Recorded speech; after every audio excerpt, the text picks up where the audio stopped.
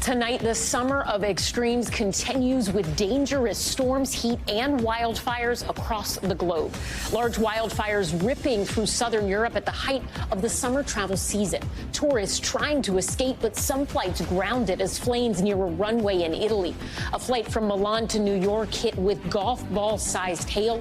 Here in the United States, the record-setting heat, soaring water temperatures above 100 degrees, and 50 million people under air quality alerts again. We're tracking it all.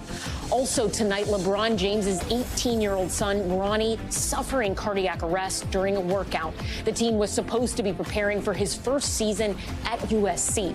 What we're learning about his condition tonight and the statement from the James family. Plus, surveillance video showing a driver thrown to the ground during an arrest in Los Angeles. Why the driver says he was pulled over and is now fighting the charges, as the police department claims the use of force was justified. Ecuador in crisis, the president declaring a state of emergency for parts of the country after a wave of violence. The mayor of one coastal city assassinated in broad daylight, and prison guards across the country held at gunpoint. How the country hopes to control the chaos ahead of national elections next month. Cold case cracked. A former pastor arrested for the kidnap and murder of an 8-year-old girl on her way to Bible camp nearly 50 years ago. How investigators say they solved the case with the help of an old diary. Devastating explosion. Video showing an apartment building in New Jersey blasted apart. At least 6 people were hurt, dozens more left homeless. What officials say could have caused the explosion. An iPhone to the rescue. First responders in California saying they rescued a man who drove off a cliff because of his new iPhone crash detection feature. How rescuers were able to find him and save his life. Top story starts right now.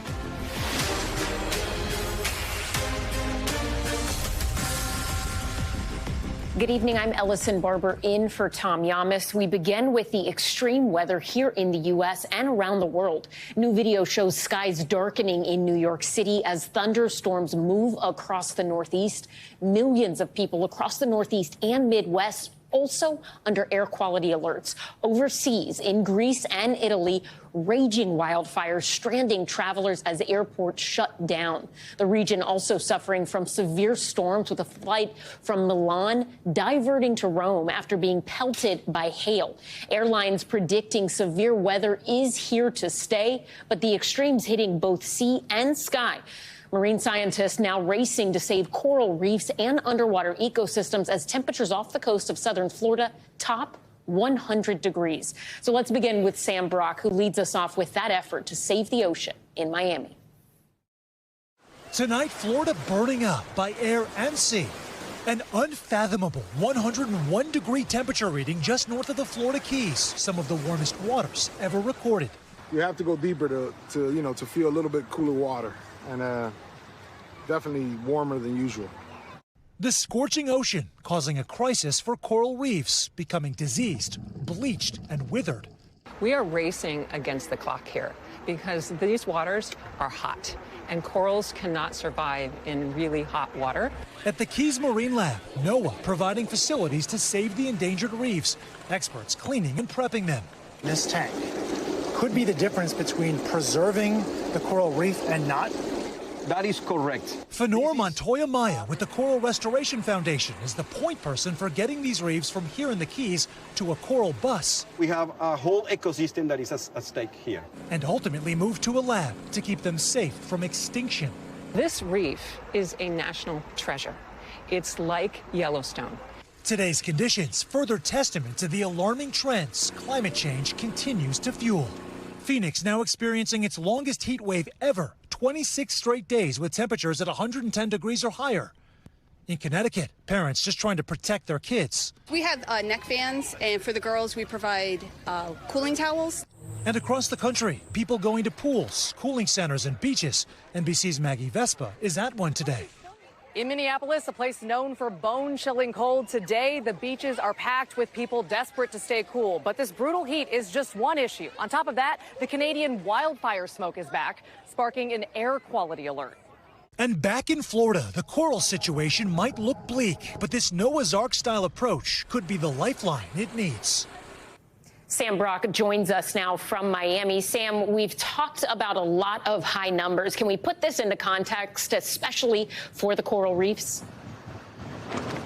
Absolutely, Allison. So 86 to 87 degrees, that is generally the threshold under which these coral reefs will start bleaching, right? That's when they get really stressed. And that's also the typical water temperature this time of year. It is now about 92 or 93 degrees, which is to say 6 or 7 degrees warmer than normal. Looking at this another way, typically you might see twice a year weeks where these reefs are stressed. It has been 6 times already, according to marine biologists, so far this year. And Allison, we haven't even hit the hottest part of the summer yet, so you can understand the urgency and why they want to get out there as soon as possible to extract these reefs and save them before they go extinct. Allison? Sam Brock in Miami, thank you. Tourism around the world feeling the effects of this extreme weather. Wildfires forcing travelers to flee summer hotspots all across Europe. One plane on a transatlantic flight damaged by softball-sized hail. Tom Costello has more. From the American West to southern Europe, much of the world's vacation destinations are unbearably hot, even on fire. The airport in Palermo, Italy, shut down this morning as fire reached the perimeter. In Greece, a water drop plane crashed, killing 2 pilots as firefighters battled wind-driven flames across the islands. Already 2,500 have fled Corfu. NBC's Josh Letterman is on the island of Rhodes. The beachside resorts are normally packed this time of year, but tourists are fleeing by the thousands. Package holiday companies now canceling trips while airlines bring in more airplanes to ferry people home. Jim Papagiorgio arrived Friday from Michigan, then escaped on Saturday. We were able to evacuate by car rather than head down to the beach like a lot of the tourists and be evacuated via boat. 104-degree temps have forced the Acropolis to close early, while a Delta plane flying from Milan to New York hit turbulence over Italy with softball-sized hail, causing serious damage. High temps, whether in Greece or Arizona, can affect airline departures. In extreme heat, it will take longer to take off, and some airlines may have to cut weight with less passengers and baggage. Before leaving for vacation, travel pros advise checking the extended weather forecast, monitor news of potential strikes or political instability, and consider cancel for any reason trip insurance. If you've invested a lot of money in a trip and your money is non-refundable, it would behoove you to buy travel insurance. But be warned, you can't buy travel insurance after extreme weather is already predicted to affect your vacation location. Ellison? Tom Costello, thank you. And millions still bracing for more dangerous summer weather. Severe thunderstorms slamming the Northeast tonight, carrying the threat of heavy rainfall and flash flooding. So let's get right to Michelle Grossman. Michelle, what is the latest on the track? Hi there, Ellison. Well, we're looking at those storms still on the East Coast and Northeast. We're going to see that today. Then we get a little break tomorrow. That returns, the threat returns on Thursday. But we're also talking about that heat because coast-to-coast heat, we have that heat dome tacked in place, and it is expanding over the next several days. So the Northeast, the Midwest, seeing really high temperatures over the next couple of days and probably breaking records. We've broken so many daytime monthly highs, also all-time records, and we're going to continue to do that. So taking a look at heat alerts, you can see 82 million people impacted by a heat alert. Heat advisories, that's in the orange, extending from the south central states into the central plains. The northern plains, also Minneapolis, you're going to be really hot once again. Maggie kind of showed us that earlier. Phoenix under an excessive heat warning because you will see the triple digits once again. So many triple digits expected tomorrow in the south central states, even up into the central plains. 111 tomorrow in Las Vegas, 100 in Albuquerque, 100 in Lubbock. Denver, you're going to be at 94 degrees. Still really hot in portions of the Midwest on Thursday. Look at the Northeast, New York City, 95. You factor the humidity, it's going to feel like 101. And then as we go throughout the weekend, we're going to keep those temperatures in place on Friday and Saturday. New York City, 94 degrees, but feeling warmer than that with that heat index in place, feeling more like 97. Friday, it's going to feel like 102. And Ellison, here's a look at those storms. We do have a severe thunderstorm warning that includes Washington, D.C. until 8 o'clock tonight. Back to you. All right, Michelle Grossman, thank you so much. We are also following breaking news out of Texas, where a shooting took place inside a medical center in the Dallas area. Police say the suspect shot at least one person inside the medical center in Cedar Hill. The suspect reportedly fled from police with a long gun in his possession. He was eventually shot during a shootout with police and is now in critical condition. No officers were hurt. The gunshot victim found at the medical center is expected to be okay. So far, no word on a motive. Next to the medical emergency for LeBron James' son, the 18-year-old was at basketball practice on Monday when he suffered a cardiac arrest and was rushed to the hospital. NBC's Kaylee Hartung has the latest. Bronny James to the basket. Bronny with a basket bombardment! Tonight, the son of a basketball superstar facing a medical emergency. Bronny James! Bullseye! Bronny James rushed to the ER during a practice Monday at the University of Southern California. A family spokesperson saying while practicing, Bronny James suffered a cardiac arrest. Medical staff was able to treat Bronny and take him to the hospital. He's now in stable condition and no longer in ICU. The 18-year-old is the son of NBA legend LeBron James and one of the most highly touted incoming college basketball players. He was preparing for his first season on the USC basketball team when the incident happened at 9:26 a.m. Agent of Rescue 15 unconscious, 3400 South Figueroa. Earlier this summer, Bronny James starring in the McDonald's All-American game, his dad cheering him on. He's just proud, my dad, you know. LeBron not shy about his wish to one day share the court with his son. Being with him, spending a full year with him in the same uniform, that would be the icing on the cake. Tonight, DeMar Hamlin, who suffered cardiac arrest on the football field earlier this year, tweeting, "Prayers to Bronny and the James family as well. Here for you guys, just like you have been for me my entire process."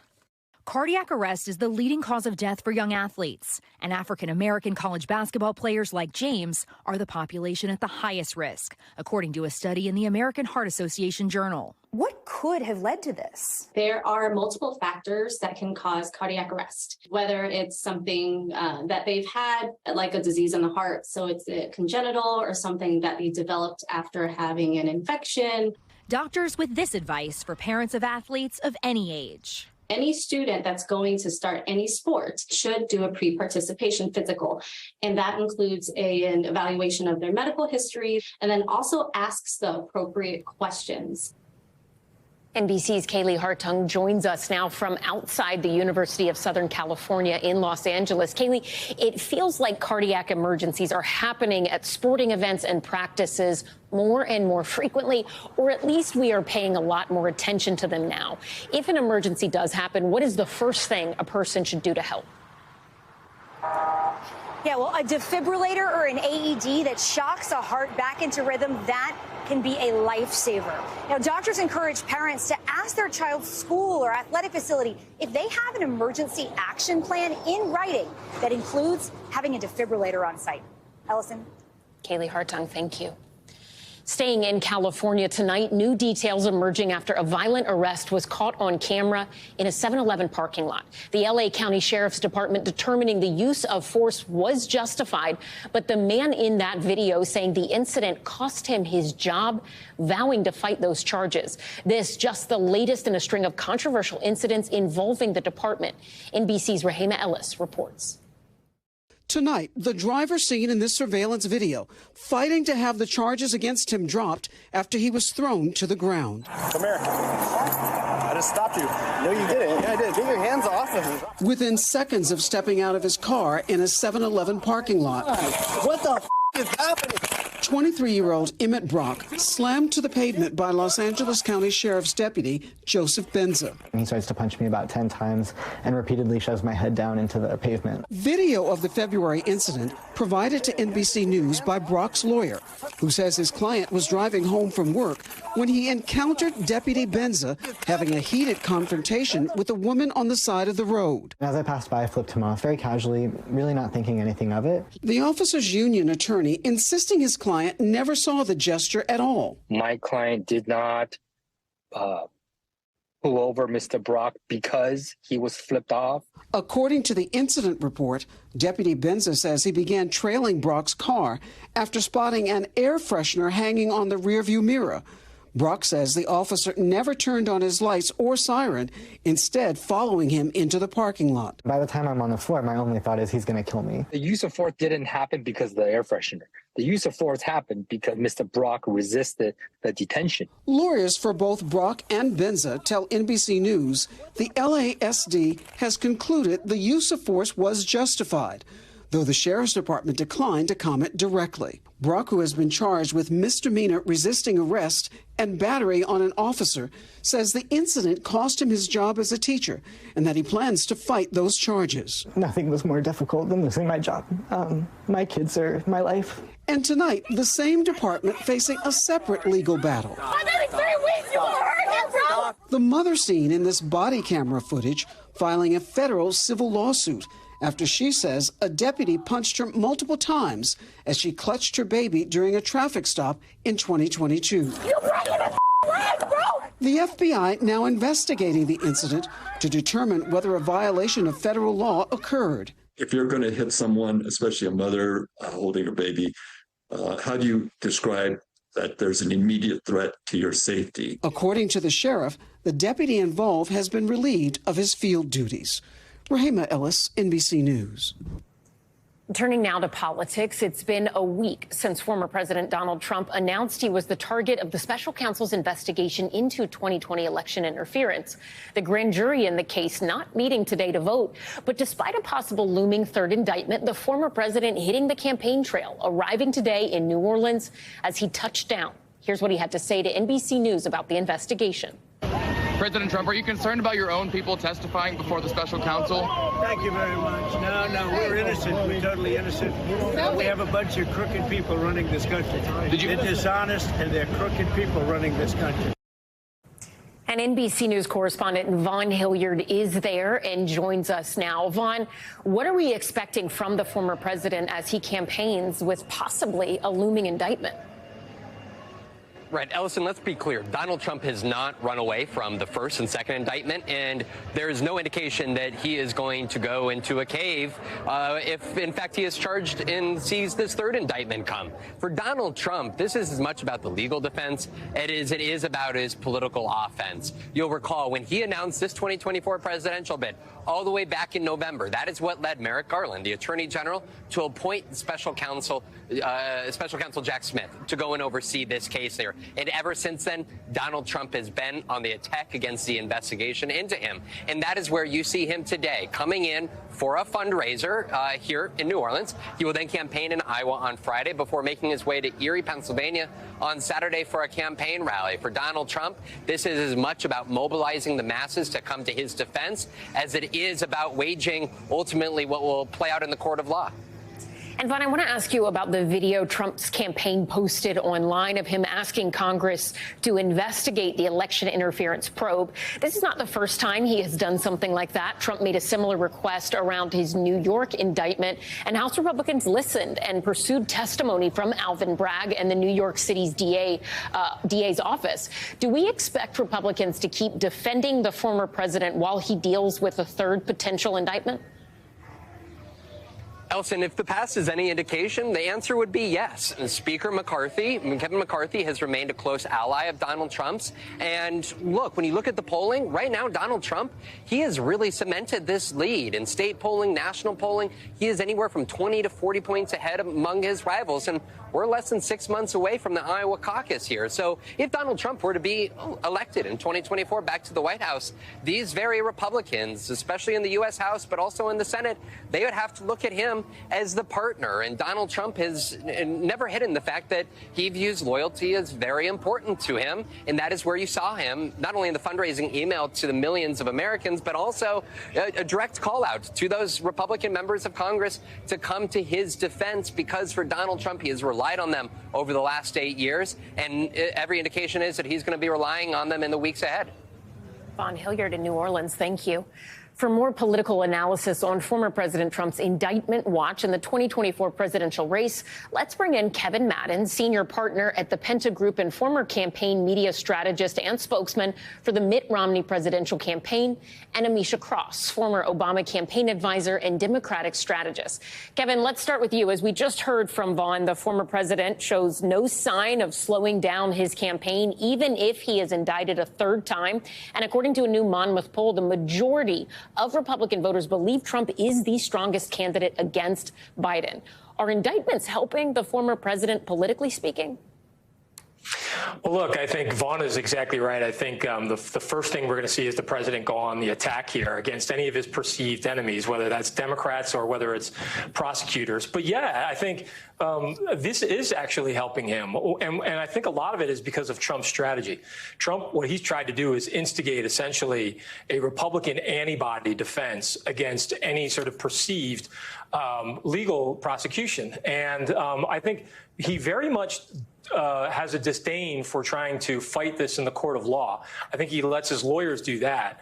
Instead, what he's done every single time is try to pivot to the court of public opinion. And the court of public opinion, he believes that a mobilization of his strongest allies, attacking any of his perceived opponents here, or critics in the form of prosecutors, is the best way to solidify not only his support with the strongest Republican voters, but also with the institution that is the Republican Party, elected Republicans across the country. So I think you'll continue to see exactly the strategy that Vaughn explained earlier. Amisha, how do you think Democrats will use Trump's legal troubles on the campaign trail, particularly when it comes to courting swing voters?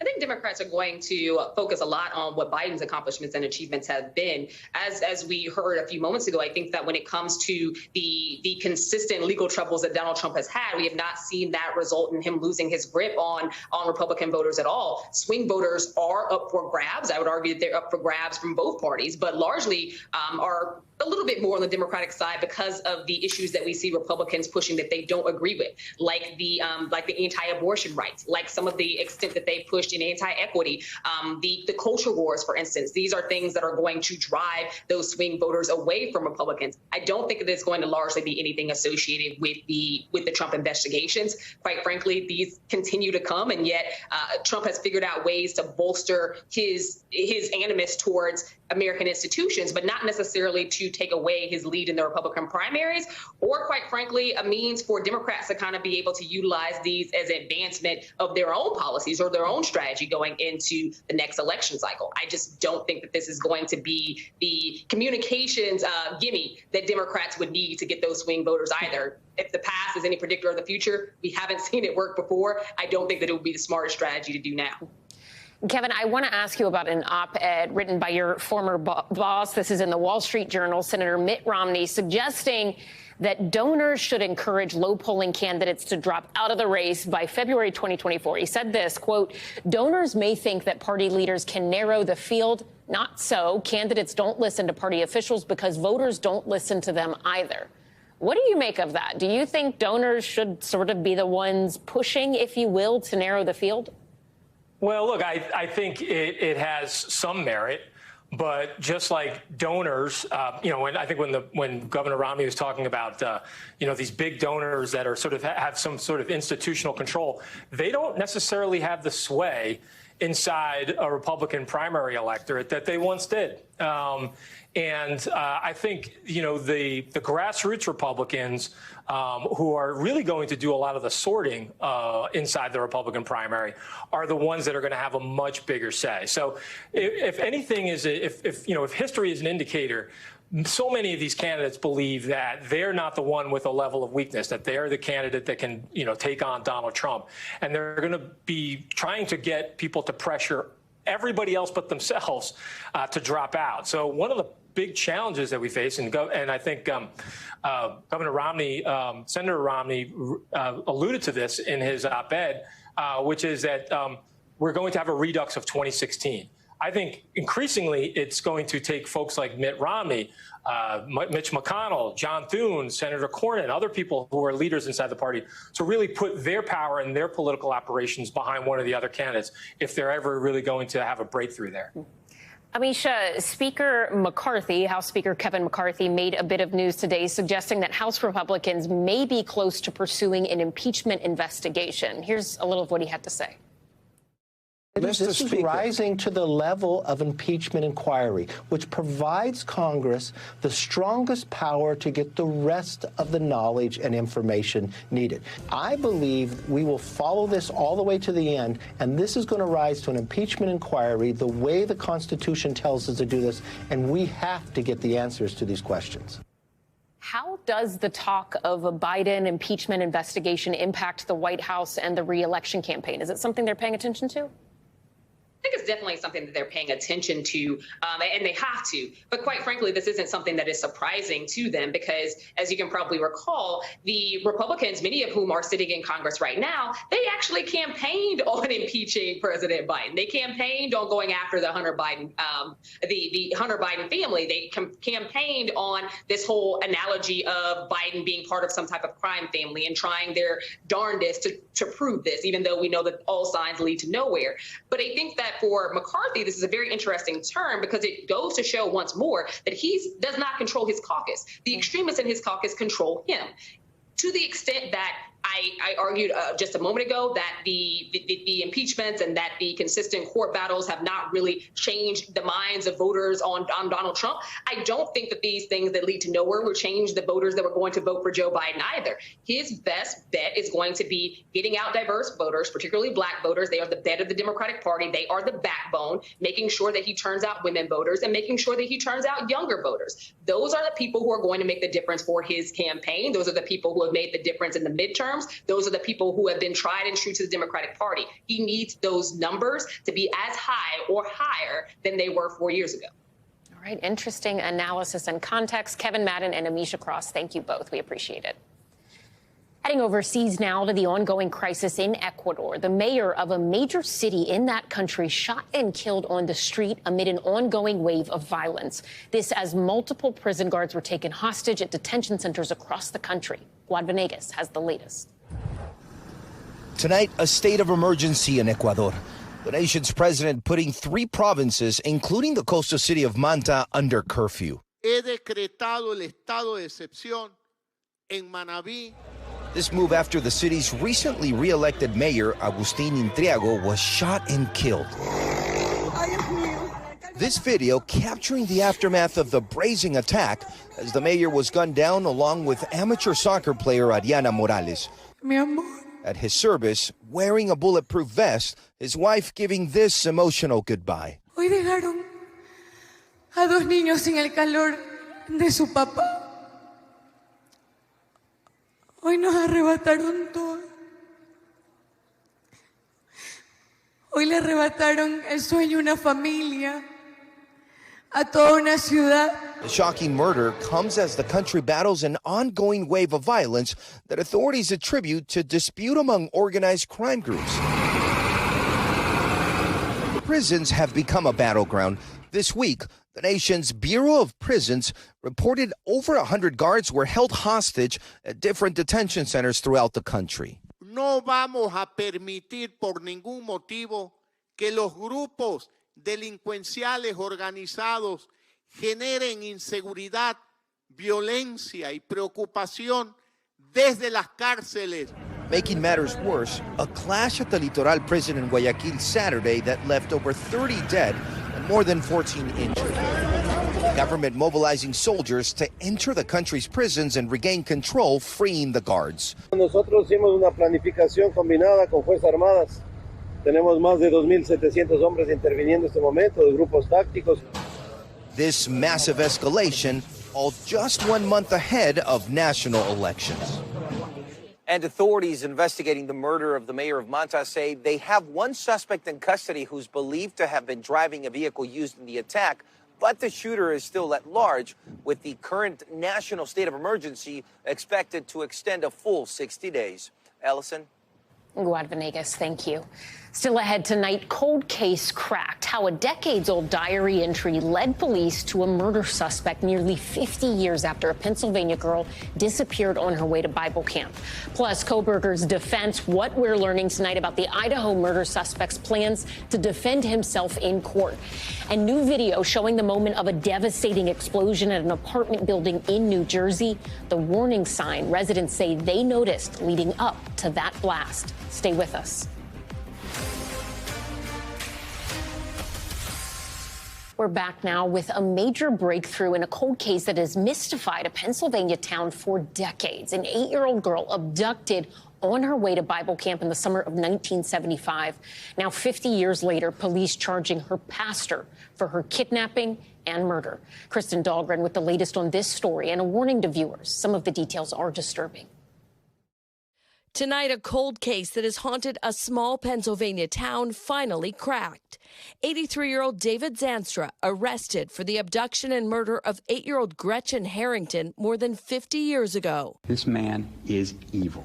He killed this poor 8-year-old girl he knew and who trusted him, and then he acted as if he was their family friend. The Delaware County District Attorney says Gretchen was walking to Bible camp in the summer of 1975 when Zanstra, a reverend at the local church, pulled up and offered her a ride. But she never made it to camp, her disappearance causing panic in the quiet township. People were definitely afraid to let their kids out. After months of desperate search efforts, Gretchen's body was found in a nearby wooded area in October. I am joined here. 48 years later, investigators say they were able to crack this case after a new witness came forward. With a diary entry from September 1975, she wrote after another child was almost kidnapped, writing, "A man tried to kidnap Holly twice. It's a secret. I can't tell anyone, but I think he might be the one who kidnapped Gretchen. I think it was Mr. Z." According to court documents, this witness also claims she was groped by Zanstra during a sleepover at his home in 1975. He is every parent's worst nightmare. This is a man who is a remorseless child predator. The DA's office says Zanstra confessed after he was presented with new evidence. He's now charged with homicide, murder, kidnapping of a minor, and possession of an instrument of crime. We reached out to Zanstra's lawyers, but haven't heard back. I'm happy that he was caught. I mean, how many years have gone by and this poor family never got closure? Gretchen's family saying in a statement, it's difficult to express the emotions that we are feeling as we take one step closer to justice. The abduction and murder of Gretchen has forever altered our family, and we miss her every single day. Kristen Dahlgren, NBC News. We head to New Jersey, where an apartment building in Newark suddenly exploded, sending debris flying into the air. The blast injuring 6 and now leaving dozens of people without a home. NBC New York's Adam Harding has the details. All of something I heard, this boom. That boom Jonathan Bowler heard was the apartment building next door exploding. Surveillance video capturing the violent blast. When I opened up the door, then I seen the foundation of the building literally crumble, come down. It's just unbelievable. It's just unbelievable. Jonathan's unit is still standing, but this photo from inside his home shows the damage, a wall now missing. The family has been at a hotel since Friday. They cannot stay here. I've lost everything because due to the structural damage of the building, we are not able to go in the apartment and get anything out. The explosion so strong, Vanessa Bowler says her daughter was literally thrown. Tonight, they're just thankful to be alive. She was standing on the curb right at the apartment where the explosion was, and the blast from the explosion was so strong it literally picked her up and threw her across the street. Police today returning to the scene, the building reduced to rubble. Investigators still working to learn what caused the explosion. They say 31 were displaced and relocated, including 3 children. It shook the building. I looked out the window to see whether it was a car hit the building or something. And later on, I go into the news and see that the building blew up. And your reaction was? Hoping that no one got hurt. Newark's public safety director this weekend confirming at least 6 were injured in the blast, 1 critically. The Bowler family tonight saying they want answers. Giving grace that it happened on a Friday night, Saturday, Sunday, but I do expect at least by Tuesday, Wednesday of this week, we have more concrete answers than just It's under investigation. I need more than that. Just devastating for those families now having to rebuild. That was NBC's New York, Adam Harding reporting. When we come back, dramatic video out of Colorado. A state trooper responding to the scene of a crash forced to jump off a bridge to avoid getting hit. How he's doing tonight. That's next.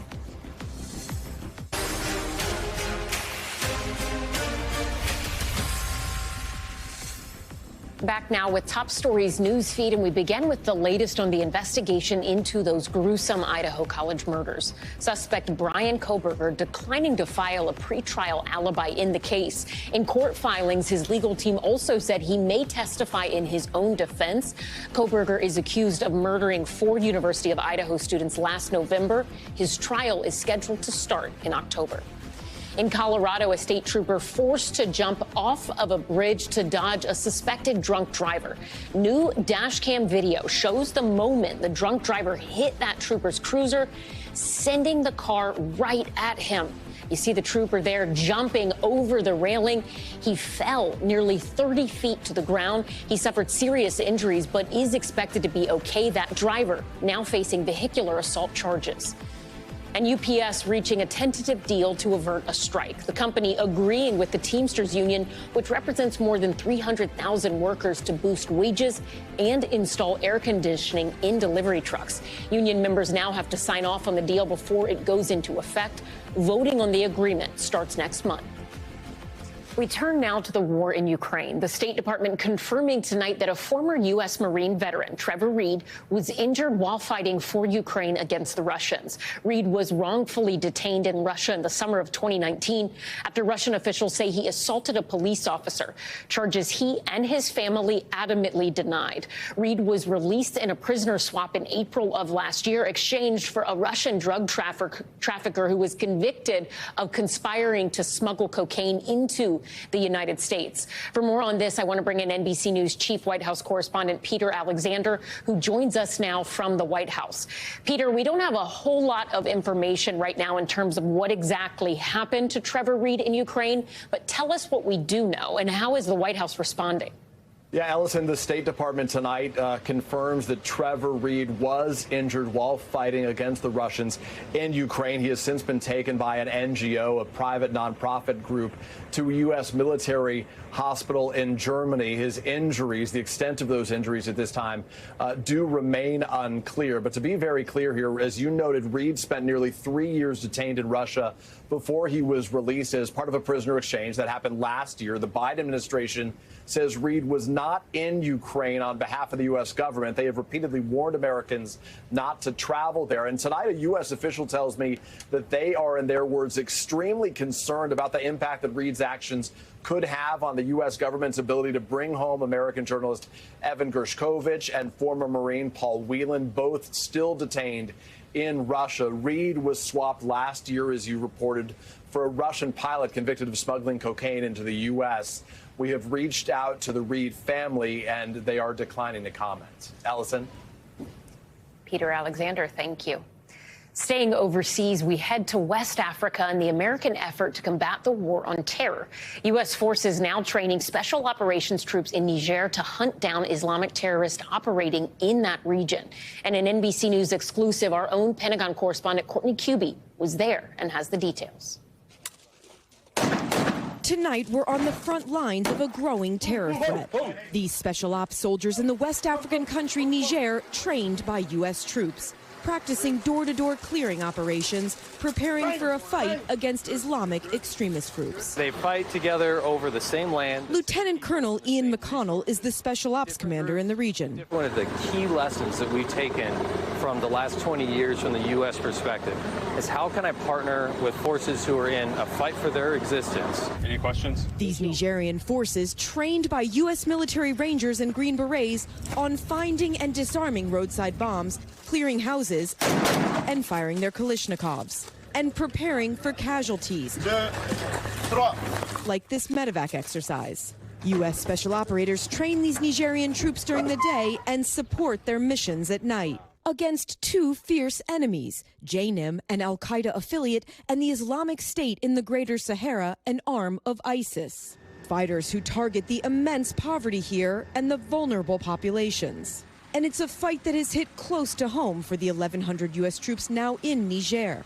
In 2017, 4 U.S. Army Special Forces soldiers, outnumbered and outgunned, were among those killed in an ambush by ISIS fighters. It was the deadliest attack against U.S. troops in Africa since Black Hawk Down, sparking a bitter debate about the U.S. military presence here. Meanwhile, tonight, the Nigerian troops have a target, a terrorist operating in a remote area in rural Niger. I can't show you behind this door, but inside they're planning for tonight's mission. The U.S. military putting a drone up overhead to watch their Nigerian partners as they go hunting for terrorists.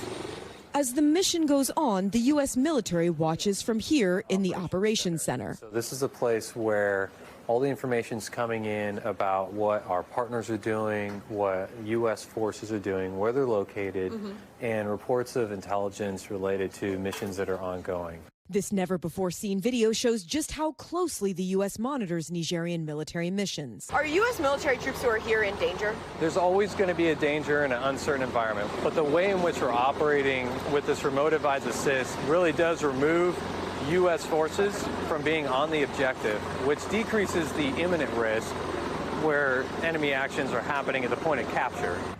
Missions like the one here in Niger, where there are small elite teams of U.S. military troops training local forces to fight the terror groups in their own country, are becoming more and more common. But like so many other special operations missions, many Americans don't even know they're happening.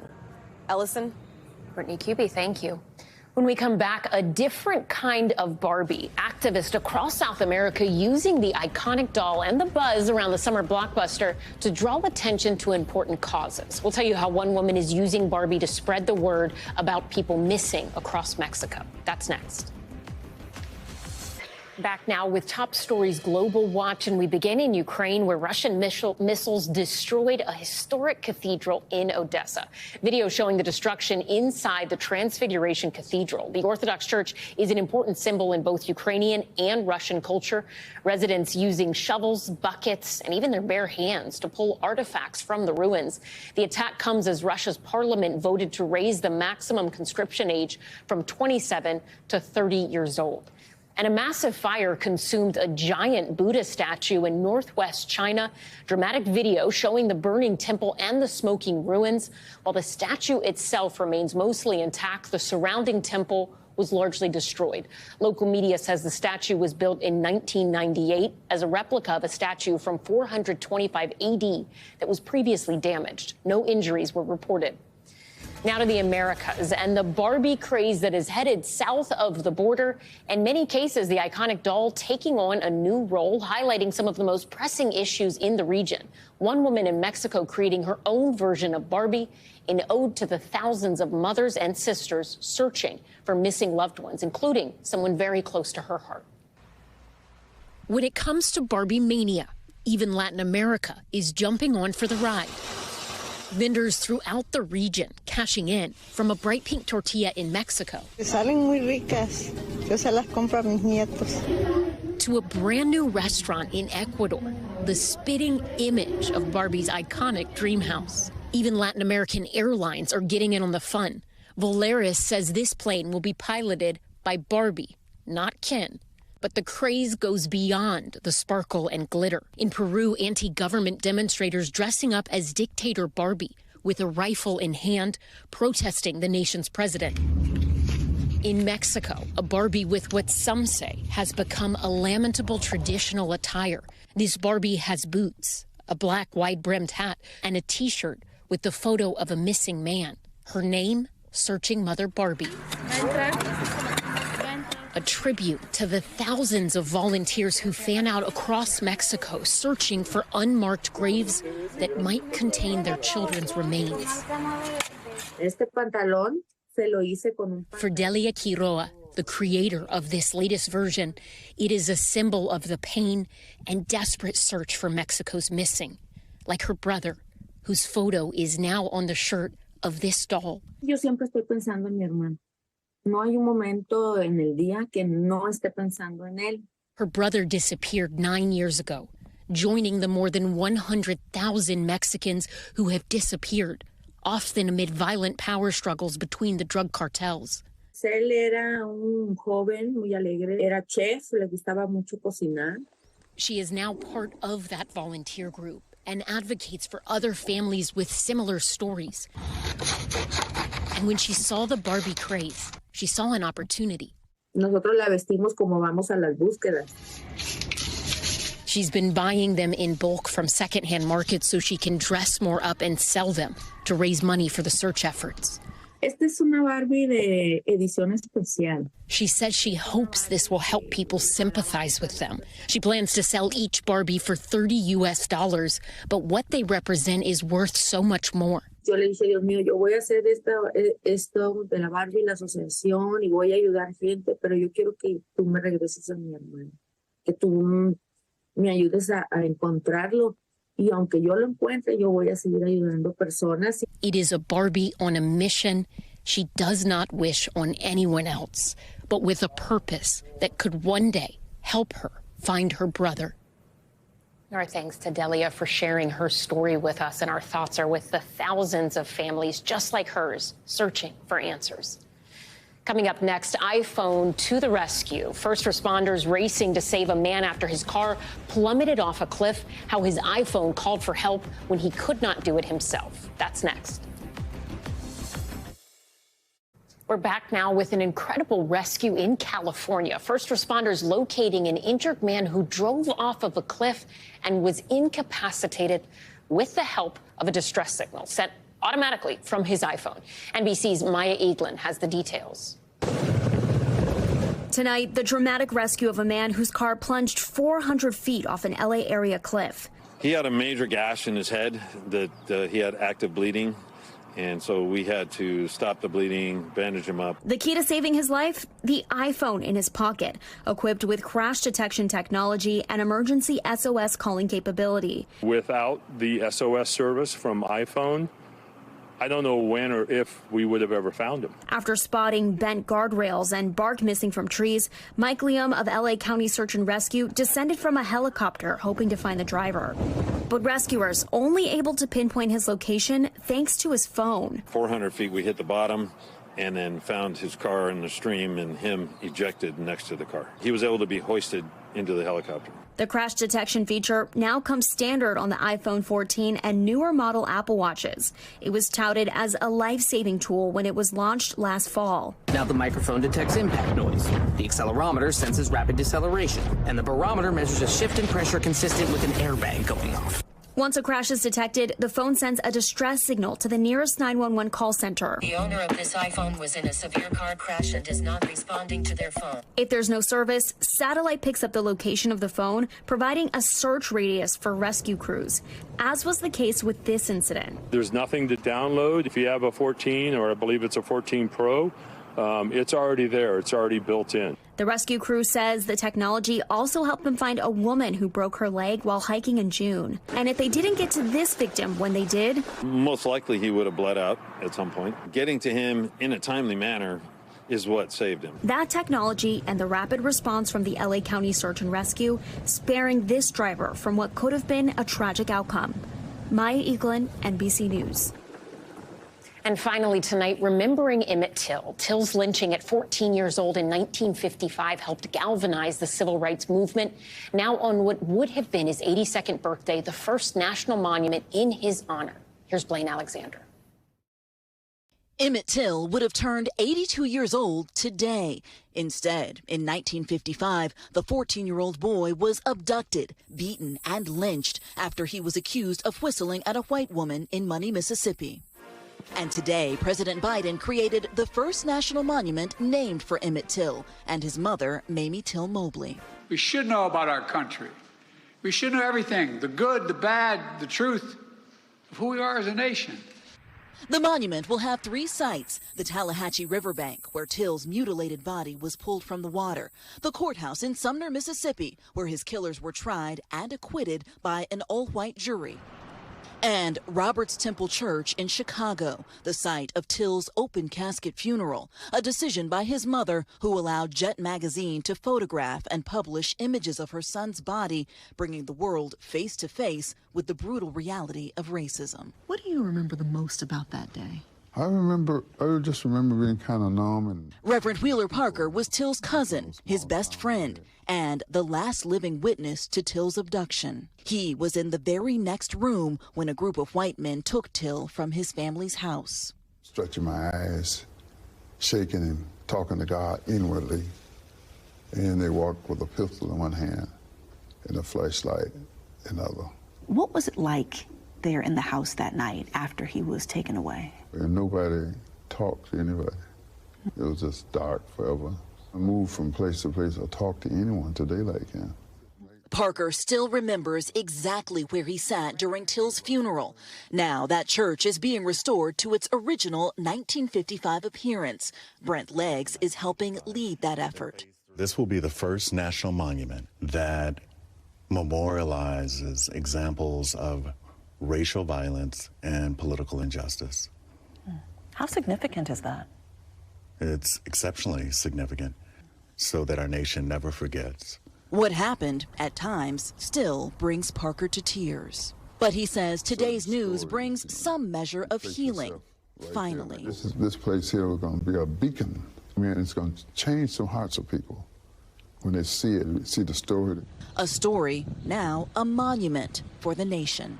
Blaine Alexander, NBC News, Chicago. Thank you so much for watching Top Story. For Tom Llamas, I'm Ellison Barber in New York. Stay right there. More news now is on the way.